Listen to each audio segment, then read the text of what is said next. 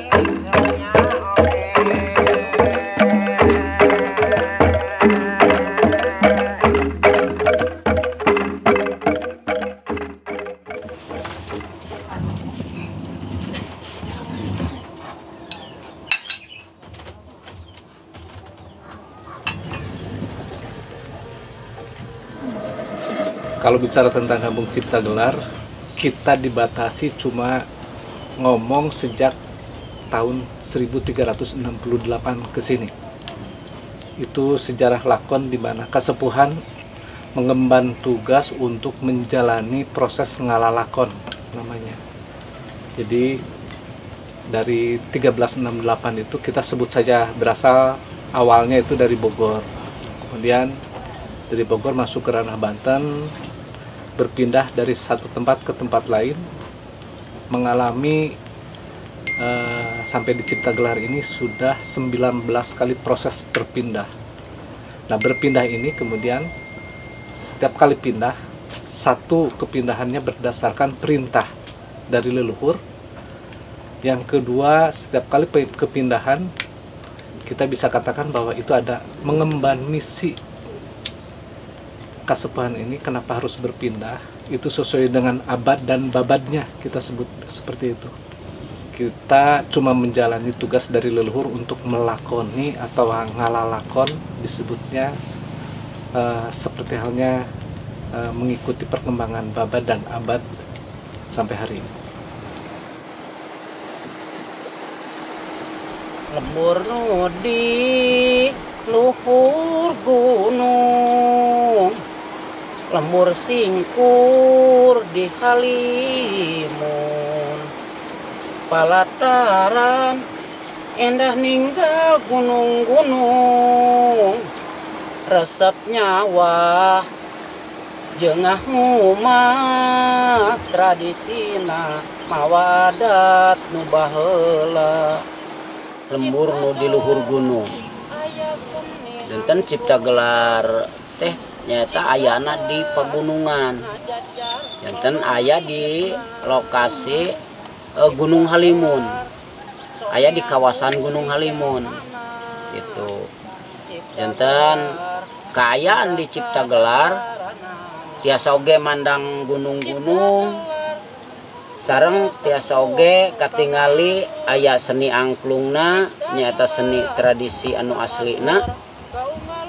Nah, aya oge ngajajar loba leutna di aku dulur Ciptagelar titipan para leluhur.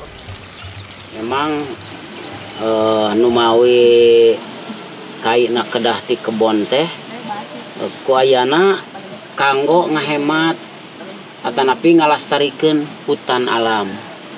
Tak kumargi naon hutan alam eta teh kanggo kahirupan urang cipta gelar. Dicanak naonna kahiji dicanak teh caina, kedua dicanak teh ka udarana, terus kaendahan alamna, oge keramean sato-satona. Tah janten upami urang henteu ngalastarikeun leuweung atanapi urang henteu ngadamel deui kebon urang di luar leuweung alam, tah ieu bakal nyerobot ka leuweung alam. Sedangkan leuweung alam eta anu kanggo sumber kahirupan. Itu hutan alam mah keun kanggo kahirupan kahuripan urang. Mengukur jalmi atanapi mengukur jalmi sareng kahuripan secara tani upami henteu saimbang sareng alamna, upami henteu saimbang sareng kanggo bahanna sapertos caina, udarana eta kurang sampurna.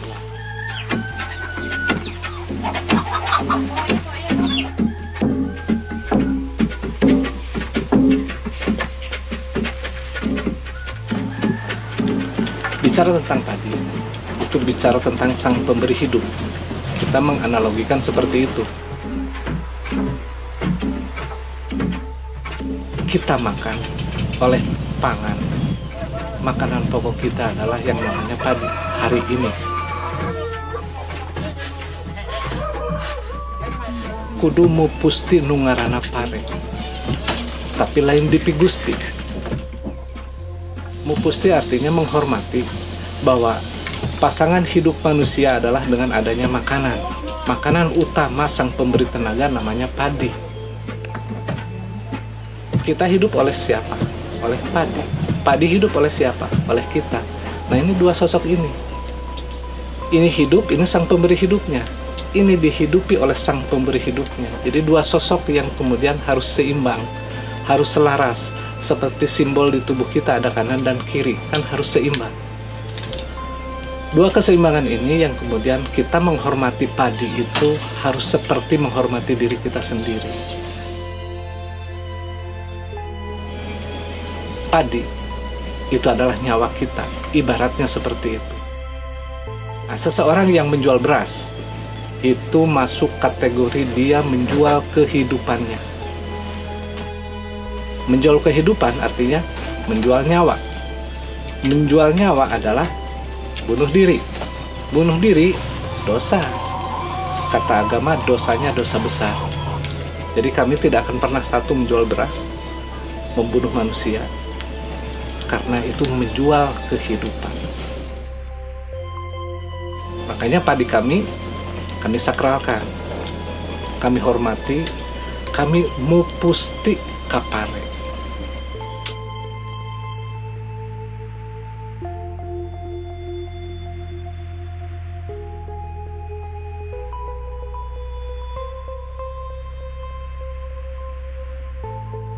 Dalam keberlangsungan hidup, alam dan manusia hidup berdampingan.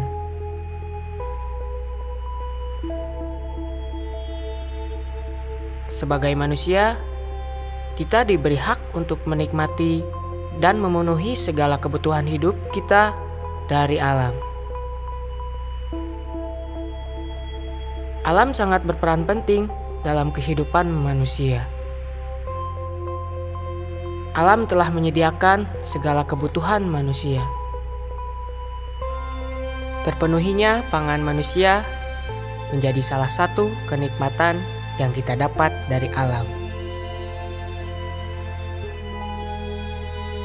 Dengan kenikmatan hidup yang sudah diberikan, apakah itu bisa menjadi solusi?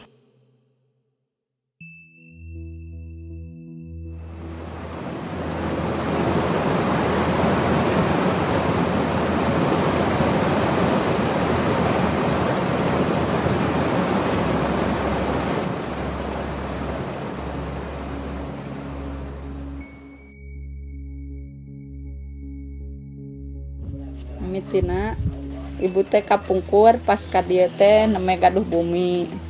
Gaduh bobokot teh hiji.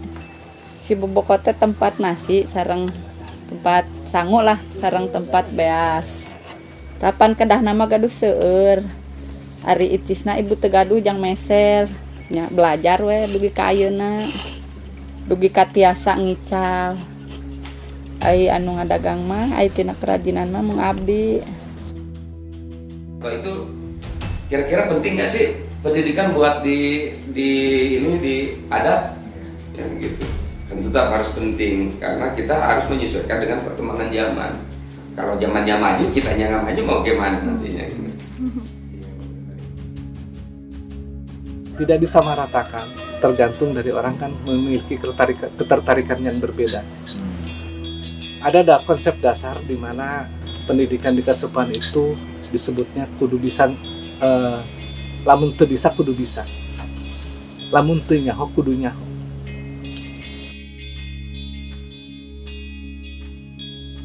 Yang penting di kampung itu yang paling diutamakan itu calistung, macan nulis ngitung.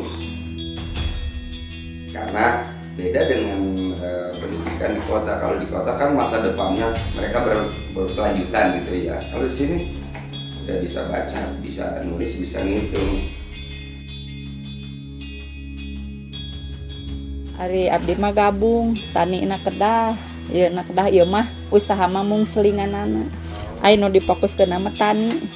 Misalkan kan ayeuna libur upami teh acan negel mah ngadamelan ieu, upami tos negel mah ieu disimpen. Ibu ngadamelan ka sawah. Dari sisi kemampuan sudah pada mampu, cuma kesadaran itu yang utama. Mereka sudah sadar belum gitu untuk melanjutkan ke jenjang yang lebih tinggi. Kan ternyata ada sebagian kecilnya gitu yang sudah sadar, tapi sebagian besarnya belum sadar mereka. Tetap pentingnya untuk pendidikan gitu. Jadi apapun kalau nggak bisa harus bisa. Apapun kalau nggak tahu harus tahu. Ngan patokan di mana geus bisa ulah bisa. Di mana teu nya geus nyaho ulah nyaho.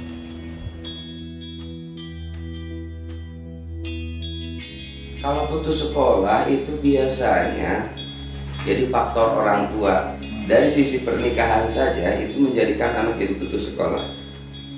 Gara-gara misalkan nikah di usia dini, karena mereka belum tahu seluk-beluk tentang pernikahan, tentang sebuah keluarga, itu ketika ada masalah sedikit ujung-ujungnya kan cerai. Kalau udah cerai sudah punya anak kan otomatis anak jadi gonjang-ganjing gitu. Akhirnya anaknya ya udahlah, daripada bapak pusing mending kamu berhenti sekolah. Da upami urang ayeuna kan misalkan sekolah dugi ka SMP henteu tiasa ngalanjut teu gaduh modal. Pan bade jadi naon dan moal janten guru-guru acan ka ditu na moal. Tapi upami gaduh ilmu tina kerajinan mudah-mudahan lah kacukupi kanggo mungkin tos berkeluarga oke. Ada juga dari sisi ekonomi, karena pendapatan mereka mungkin kurang, susah uang, apalagi di musim-musim corona gini kan otomatis ekonomi tidak berperan gitu. Kan kedahna bertani teh ya, da upami ka kota ibu mah teu ngijina damel nu karitu misalkan. Tos dina engkina tos gaduh keluargana misalkan angkat ka kota misalkan ieu aya damel di kota kan kedah bertani teh teu naon tapi engkina kanggo masa depanna kan upami di kota mah ngan sabatas kerja ari ilmu mah ieu tiasa disimpen heula ari tos tiasa Lamun teu bisa kudu bisa, lamun geus bisa ulah bisa. Lamun teu nyaho kudu nyaho, lamun geus nyaho ulah nyaho. Itu adalah konsep dasar pendidikan. Apapun harus tahu, apapun harus bisa. Cuman nanti kalau sudah bisa, jangan sok bisa dan sok tahu. Balik lagi. Saya ini barisan apa? Tugasnya di mana? Sampai ke mana? Barangkali ada yang lebih berhak dari pengetahuan yang kita miliki.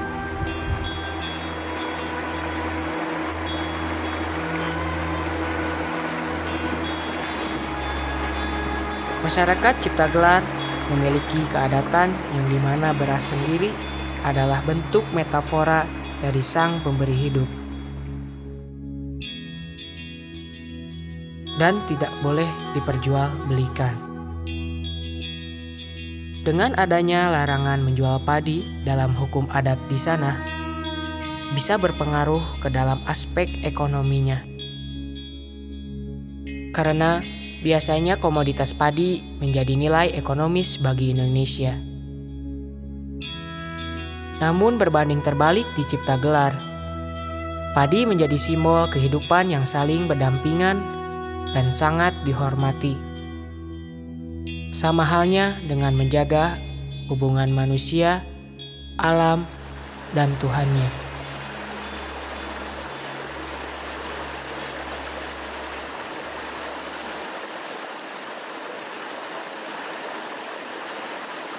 Padi tidak untuk diperjualbelikan, itu sebagai titipan dari keadatan dari leluhur.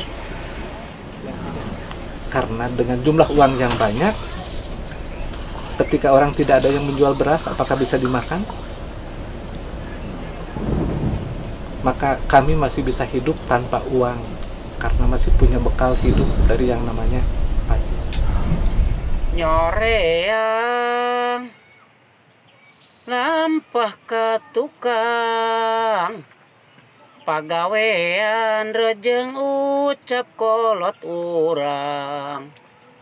Adat nungges ka tukang, titipan karuhun urang. Nyawang alang nyoreang lampah-lampah sepuh anu kapungkur, anu entos dipasihkeun adat budaya padamelan ka urang. Janten kedah kasoreang, kedah disoreang atanapi kedah dilestarikeun. Tah amanat-amanat sepuh urang teh padamelan sepuh urang, adat sepuh urang. Teh kedah kacanda ku urang kumargi hiji adat di awal aya adat teh teu kenging dileungitkeun deui. Teu kenging dugi ka teu digarapna atanapi dileungitkeunana, diilangkeunana. Janten adat budaya sepuh urang teh padamelan sepuh urang kedah dugikeun ka akhir ieu zaman atanapi akhir ieu alam ulah dugikeun ka teu aya kitu. Nuawi adat di tempat mana wae, adat di suku naon wae, adat di agama naon wae eta kedah dilestarikeun saena. Di setiap tempat kedah ngalestarikeun adatna gitu, budayana, agamana. Nyawang anu bakal datang saupami aya tempat aya lahan gunung anu gundul tek talunan atanapi dipelakar supaya naon, supaya ngalestarikeun deui alam kanggo kahirupan urang, kanggo kahuripan urang.